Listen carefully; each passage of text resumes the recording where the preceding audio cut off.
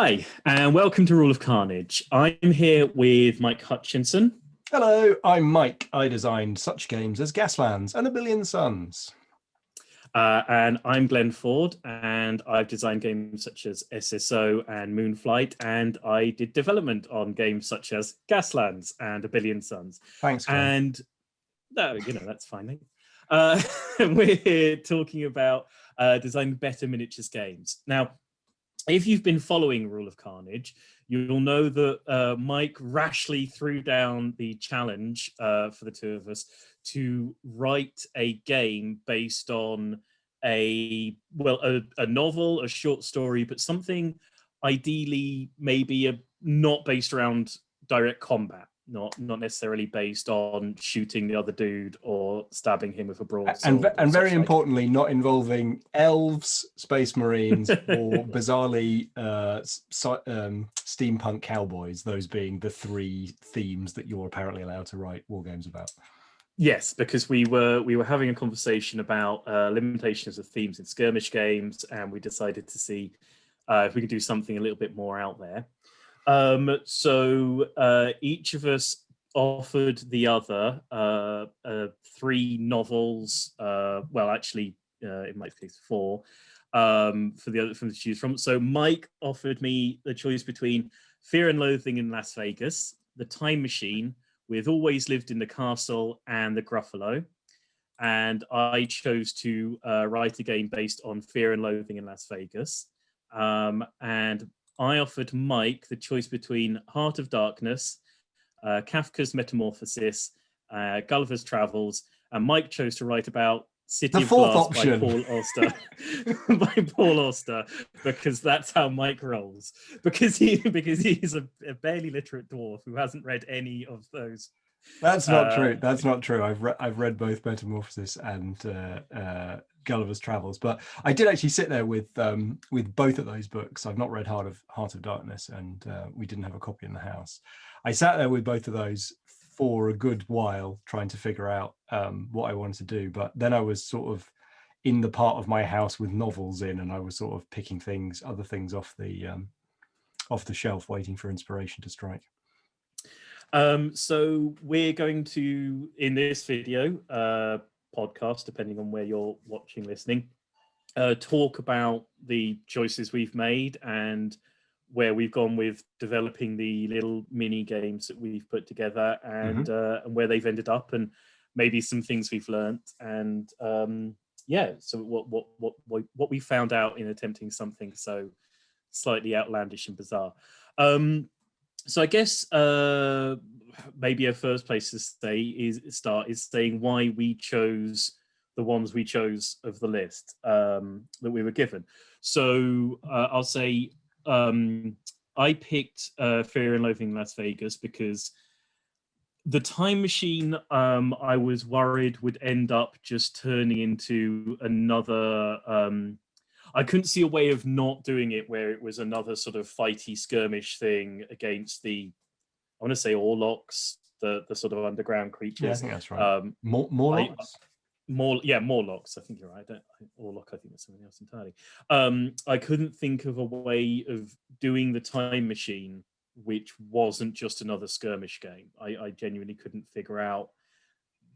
I've always wanted, this is a total, non sequitur, but if you've ever seen the Doctor Strange Marvel movie, the sort of the big battle at the end of that is happening as time is running like backwards and forwards, and there's a bit where someone gets sort of shoved into a building that was being demolished, but because time's running backwards, the wall sort of comes up in front of them so that they're trapped by the wall that was being demolished, but because they're running time in a different direction. And I've always thought that there should be a game there should be a way of doing that in a skirmish game where you can reverse time and change time, so you can blow something up on turn 1 and then on turn 3 unblow it up and use the fact it's been unblowed up to re-block line of sight to somebody. But that's interesting actually, because we can talk a bit about environmental control in as we unpick my game, because I also, like, I guess with The Time Machine, my head went to is there something fun you can do with reorganizing the pieces on the table? But much like our conversation about cyberpunk gaming, it's like anything that involves you having to fundamentally alter the terrain in any major way is basically just a big hassle rather than a fun play experience. So I can see the issue there. Yes. So yeah. Anyway, so I decided not to do the time machine because I couldn't think of a way of doing it in an interesting way. I decided not to do the Gruffalo because I couldn't think a way of doing it where it wasn't going to be really dark and weird and about. Because it's about, you know, lying and fear and sort of terror and pressure, that story, and it's kind of really disturbing when you think about it, and it all got very dark, so I decided to move on from that. Yeah, I was wondering whether that would be a trigger for thinking, oh, is there a 3-year-old's friendly miniature skirmish game where, okay, we've got the Gruffalo, but it's some relatively easy to digest mechanical system, which also is just about like following the tracks of the woodland animals or something. I mean, I definitely think there's either a sort of a partnered or team built skirmish game where you can have sort of asymmetrical roles on the teams to have a younger person and an older person, or a fail forward sort of game where, you know, things going wrong or making bad decisions opens paths up rather than just losing you the game. But anyway, well, the thing about the games that, so my daughter's now 4, the things that we were playing during the first lockdown a year ago when she was 3, and I always had my gaming table up, and after lunch she got into this habit after lunch every day going, oh, can we play a dice game? Can we play a dice game? Which meant, could she come and stand on a box next to my 4x4 gaming table where various like arcane pillars and ghosts and wolves were arrayed for the Perilous Tales playtesting. And we would just do really simple things where she was allowed to, like, we'd roll a dice and she had to count the number of pips on the dice, and that's how many like doggies could go and like eat the food or something. And so the simple mechanisms of like enjoying the chance object and enjoying the impact of the chance object on the arrangement of pieces and toys on the table, like that seems, at least for a while, to be enough for her. Yeah, I mean, you know, we've certainly run Gaslands at conventions for pretty young kids, and I do think you can. I mean, stripping Gaslands, if anybody's playing Gaslands with their small children, I think if you strip Gaslands right back to placing templates and making a sort of visual puzzle around the table, you know, that's a perfectly good skirmish game for young children. I think kids are, even small children understand, I think, the physicality of like dexterity games, and I think things like that. So if I was going to do a skirmish game for children, I think I'd include much more sort of physical, spatial reasoning, dexterity, things like that. Yeah, maybe some color matching. Yes. Anyway, I didn't go with the Gruffalo because I ended up being about some sort of weird. It got all a bit Brian Frood in your mind. It's basically a tale of someone gaslighting, you know, everybody that they come across for a couple of pages, and then getting attacked by some sort of terrifying nightmare monster. I am aware of We Have Always Lived in the Castle, but it's mixed up in my head with various other Turn of the Screw and things like that, and I couldn't quite piece out easily enough. And I've always loved you know, Hunter S. Thompson and Fear and Loathing in Las Vegas, particularly. Personal biography, I went to study in America for a year, and we ended up back when Blockbuster was still around, basically thieving a copy of Fear and Loathing for about 6 months and watching it on a perpetual loop. So I think I had to go down that road. So it was sort of always going to be Fear and Loathing. I did consider the others seriously, but once you sort of offered that particular sweetie, I don't think I could. You were like, yes. That will be the one. Yes. Yeah, that's how life has rolled out there. So other than some level of not immediate familiarity, why did you turn down the 3 that I suggested and go with City of Glass? So yeah, so Heart of Darkness, I haven't read, and I don't understand what it's about, so I wouldn't be able to turn that to my medium. Metamorphosis was the one that most immediately attracted me because I mean, ultimately, I couldn't figure out how to transmogrify the sort of just the deep emptiness and the like actual theme of that like betrayal of reality on you. But it got me thinking, and I guess that's why I ended up where I ended up with picking something else. But like that idea of transforming from one thing into another is something that I've played around with in other designs because I've been interested in like I've been working on an idea on and off for a while where you change your skin and that affects your kind of stats across a campaign. But like it ended up being a lot like Gamma Wolves in that there's a pilot, which is your kind of your mental space, and then there's your kind of your skin that you inhabit, and ended up sort of getting trapped in some design patterns that I'd already been working through for another thing, and I couldn't end up figuring my way out of that metamorphosis hole. Yeah, and I just didn't like. Yeah, I mean, Paul Auster is bleak, but I mean Kafka, so. Well, funny part of the reason I sort of popped up Metamorphosis is that I have a line in my notebook which is about trying to do a Metamorphosis board game, and all right. What I wanted to do is a thing about having to sort of modulate the disgust that people feel for you with the pity they feel for you in order to sort of get enough support to survive the inevitable assault of that your disgust will get to a certain point where you'll be assaulted by the townspeople, but as long as you've got enough pity to be protected, you would get away with it. And so that's the thing I was thinking of with Metamorphosis, and I was curious to see. Yeah. So if it had been something like The The Outsider by Lovecraft, I maybe would have picked up on a similar thing, which is like there's a kind of so I mean that's weird because I almost suggested The Outsider by Camus, but I think that's an entirely different. I'd have had to have read that. You know my philosophy bibliography is very short. Your French existentialist novels is shockingly poor. And then what was the third one? It was and so Gulliver's Travels. So Gulliver's Travels, like as a miniature hobbyist, I was immediately drawn to the fact that I could stand a 6mm goblin next to a 28mm goblin, and like that for me, like I was that seemed like if there was a way of making that work, that could be really fun. And so I kind of hit my head against that 2x4 for a couple of days actually before I abandoned that. Because when I sort of threw out Gulliver's Travels, I did sort of think that sounds brilliant. That sounds like that's going to be a brilliant thing to write a game for. And then I sent you that photo straight away of like you WhatsApped a photo of some Warmaster goblins next to some Warhammer goblins, and I thought, okay, yeah, that's definitely the one that Mike's doing then. But then I think layer onto that the sort of requirements to actually tell the story and not just be about people punching each other.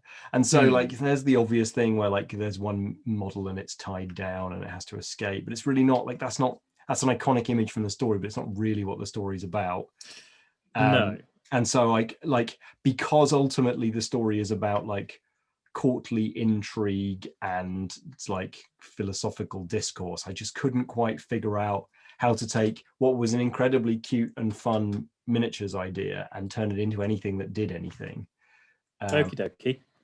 And so I guess bouncing off, and so what I eventually chose, because it's a book that like, because I was just picking up and reading things, I was just like, oh, you know what I really want to read, because it was just like on the shelf right there, was there was a copy of Paul Auster's City of Glass, or the New York trilogy actually, which hadn't been opened for a while, and I was like, oh man, this thing. And I guess thinking about the sort of the mutation of self in Metamorphosis, but I think like more excited to be like, what if what if the fundamental association between a miniature and a role or a character or a set of stats is broken?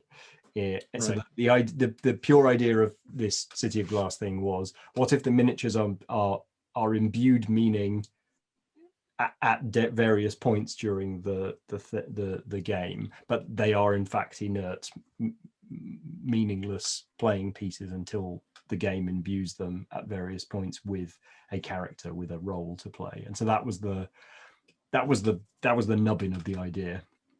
Okay, so we'll come back to how successful you think that ended up being. I mean, I was going to go back and talk about my design of Fear and Loathing. Yeah, let's do that. That provides a nice symmetry. Okay, so I picked Fear and Loathing. So for people who aren't aware of the oeuvre of Hunter S. Thompson, he did a thing. He created a thing called gonzo journalism, which was basically turning up for a journalistic reporting job and completely failing to report on the thing that he was paid to report on, and just writing a sort of stream of consciousness piece about what happened to him, what he did, who he saw, where he was, and usually whilst taking apocalyptic levels of drugs.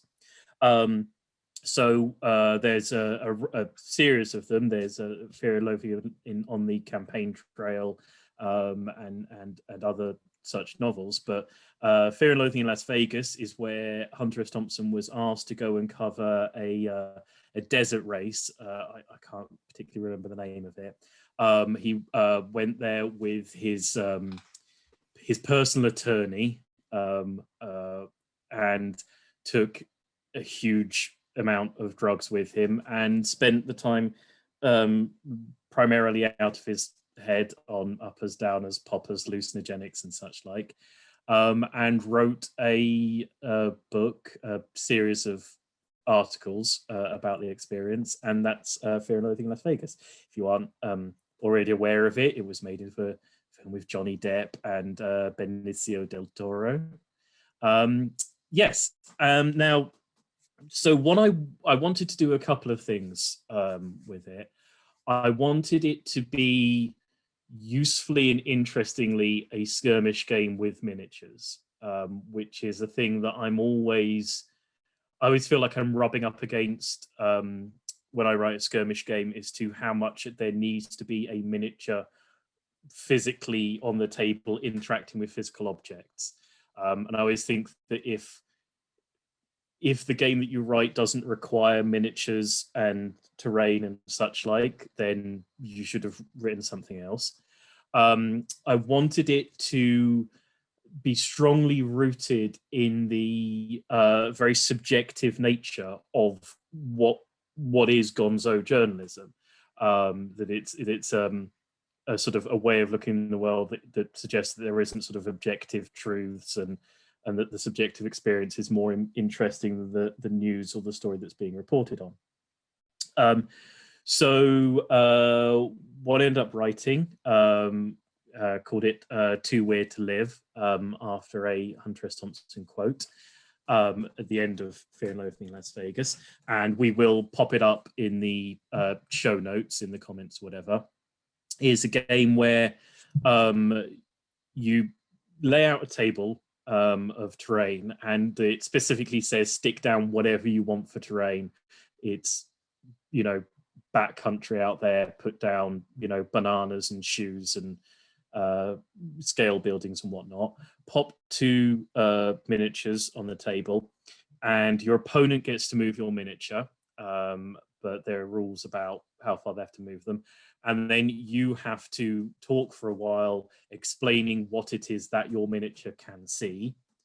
And there are a set of rules on what you can say, how you can talk, based upon a random roll of which drugs you happen to be on at that point. If you manage to get through a certain amount of time of talking and describing and running through what your miniature is seeing from its perspective on the tabletop, you get a point. whoever gets the most points by the time the miniatures make it to the other side of the tabletop wins. So that was going for the fact that it really matters whether you can put yourself in the visual perspective of the models being moved around.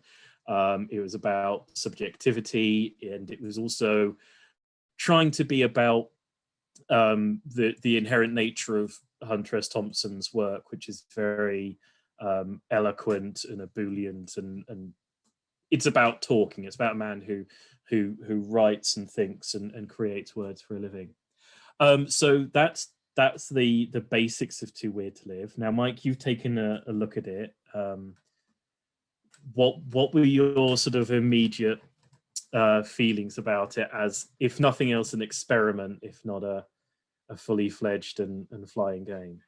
Yes, I mean, it's interesting because it's sort of, so number one, like it was way more like a sort of I want to say board game, but you know, I don't really mean that. I mean like a social game, like a casual party game, which was cool and surprising. And I suppose the other thing that struck me immediately was exactly what you brought up there, which is like, is this a miniatures game? Like, does it matter that there's a gaming area? Does it matter that there's miniatures? Because I suppose I immediately thought, like, if I actually just grabbed like a National Geographic magazine, or like, yeah, just some like random photography magazine, like, would it not be a more effective game or an equally effective game? And I don't understand why the Cartesian position of the miniature has any real bearing on the way that the game plays. So I guess that's my major criticism, or like question about.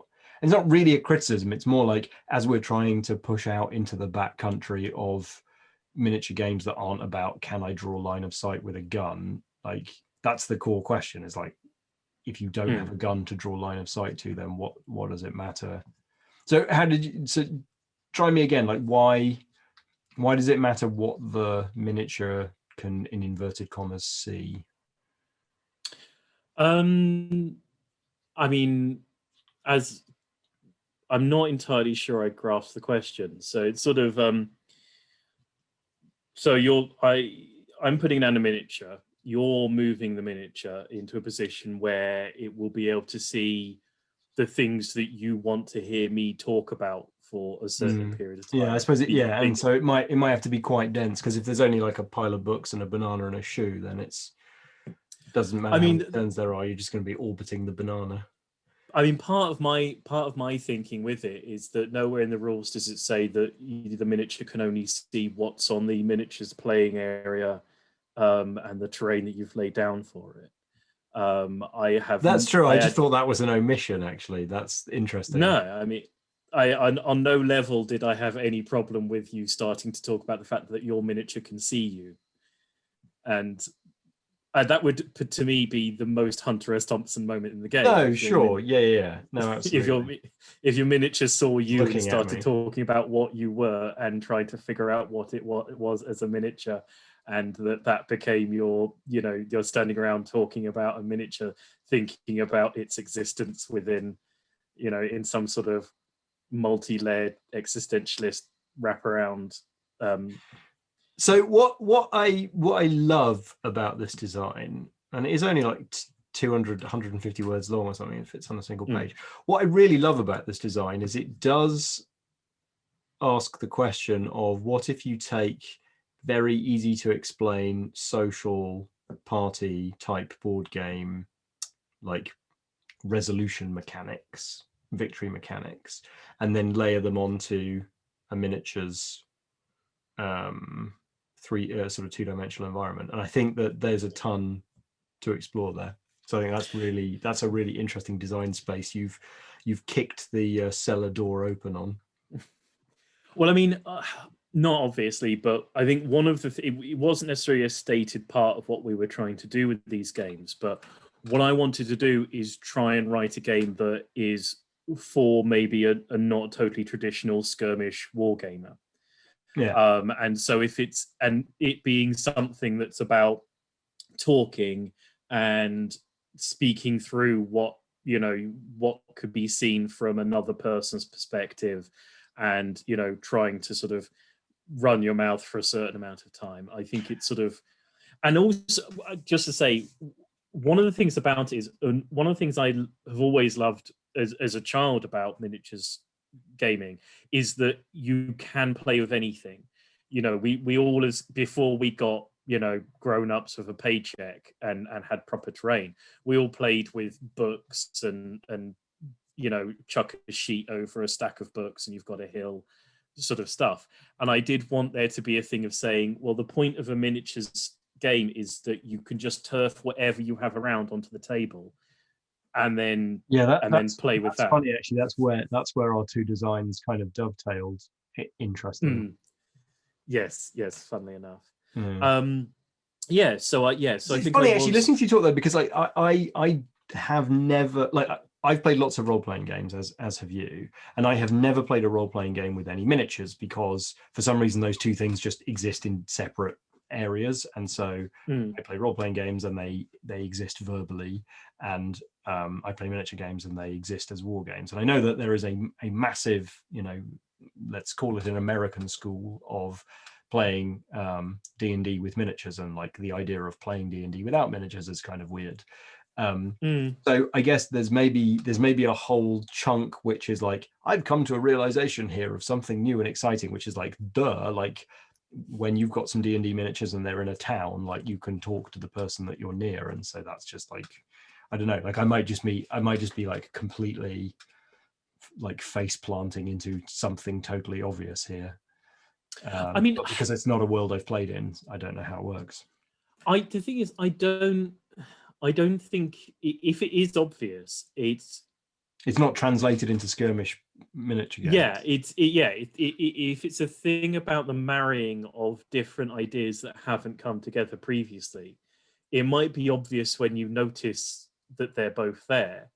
And then you could say, well, you're just trying to design a role-playing game, but you're calling it a skirmish game, and that's not true, because things like party games like Werewolf or whatever, like they have specific rules. They have, like, it's not a role-playing game. It's a very discrete magic circle. And so what we're sort of suggesting, what you're suggesting with this game is, what if the magic circle doesn't involve any of the resolution mechanics that you recognize, but still functions as a Cartesian miniatures exploration-y thing?